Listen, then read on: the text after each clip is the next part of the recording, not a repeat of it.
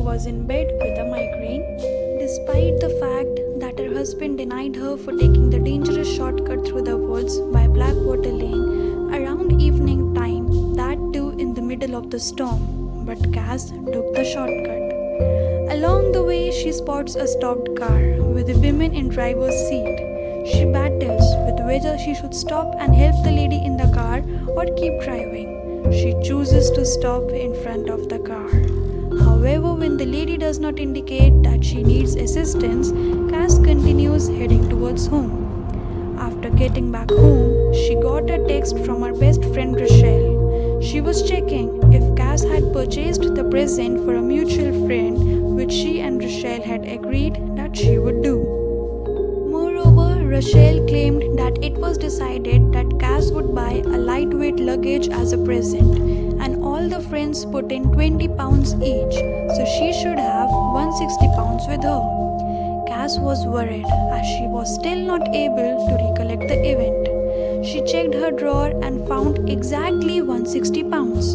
She fears as if she is turning out to resemble her deceased mother and is showing signs of an early stage of dementia. Next day, Cass learns that a lady has been discovered dead in the woods last night, and her demise is being treated as suspicious.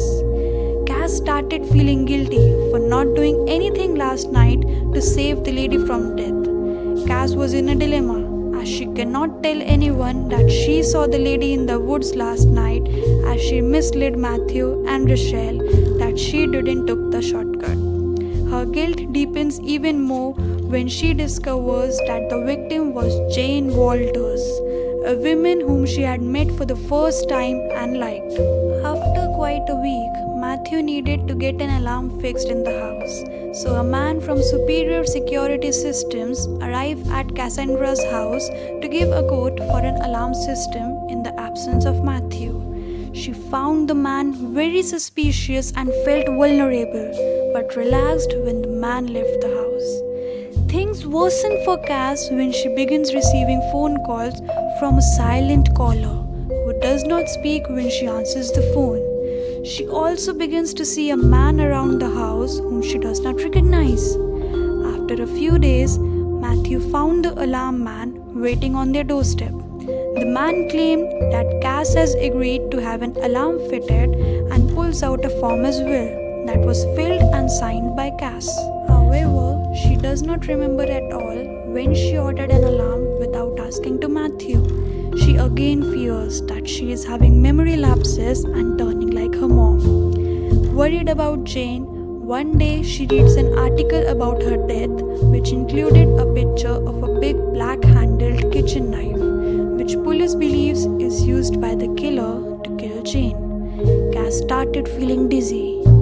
However, one day she was trying to turn off the alarm and so put in the code as 9291. Suddenly Matthew came and claimed that she is putting the wrong code. The correct code is 9192. Cass started groaning and cursing herself.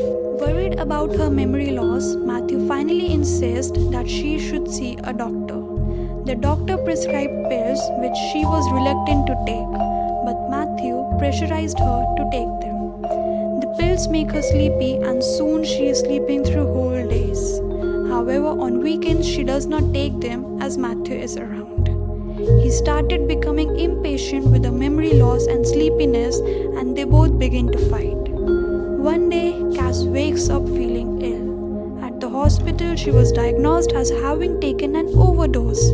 Initially, she denies it, but testing finds that she has taken a large number of spare pills, and she wonders if she might have taken an overdose and forgotten about it.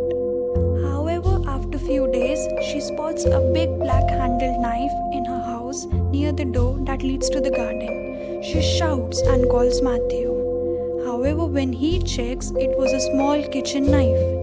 He calms down Cass and advises her to take the pills. Again, one day, Cass left the house to wander and parked her car in one of the parking. But after coming back, she was unable to find her car and assumes that it has been stolen.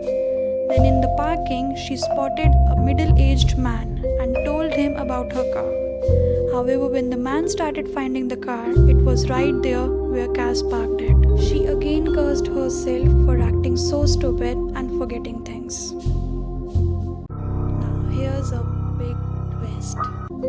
Cass arranges to meet Rochelle, and as she was about to leave after her meeting with her, a young girl from another table gave Cass a phone, telling her that it is Rochelle's. She calls the first number in the call list to confirm that it's Rochelle's mobile, but she recognizes Matthew's voice.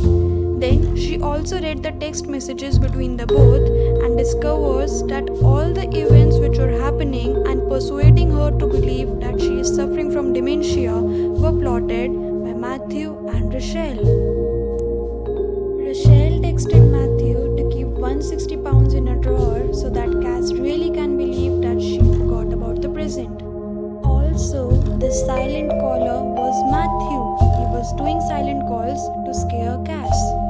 Moreover, Matthew ordered the alarm and he forged her signature on dummy contract and made her think that she filled and signed the form.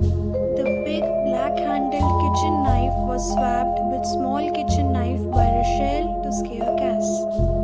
Also, Matthew changed the alarm code from 9291 to 9192 to make her believe that she is having memory lapses. Car was also moved by Matthew. Cass parked the car on 4th floor, but Matthew moved it to 7th floor and back to 4th floor when she told to a middle-aged man that a car has been stolen. Moreover, Cass did not take overdose by mistake. Matthew added around 15 pills to her orange juice and overdosed her. Now, as Cass established that her suspicions are true, she gets her revenge. She incriminates Rochelle and Matthew in Jane's murder, and the police discovered that Rochelle was indeed Jane's killer. Now, the question arises that why did Rochelle kill Jane?